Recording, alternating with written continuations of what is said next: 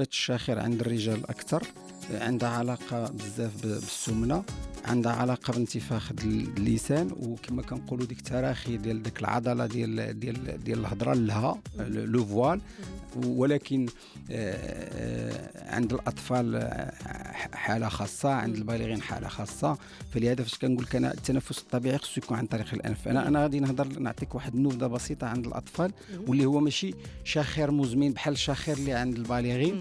كيكونوا لوزتين كبار، كيكونوا لحميات، كيكون مثلا اعوجاج في الفكين، كيكون مثلا واحد لو فران دو لونغ اللسان ماشي مشدود مرخي تماما، ارتخاء في اللسان، وهنا كيؤدي الى شاخر. والاب ولا الام كتجي كيقول لك ولدي في الليل كيشخر، كيحل فمه، عنده شويه نقص السمع، التنفس ديالو غير طبيعي، كيدخل في نوبات ديال الضيقه.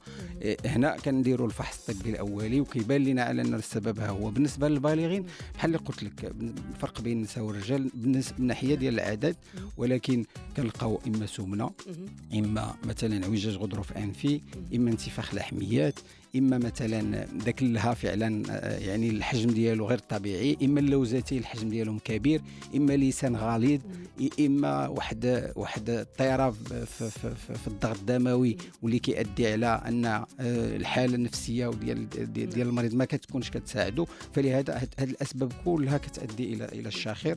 وكما قلت لك يعني كيكون شاخر متوسط بسيط، ومن بعد كيولي الشاخر الصعيب اللي قد يؤدي لاحتباس التنفس.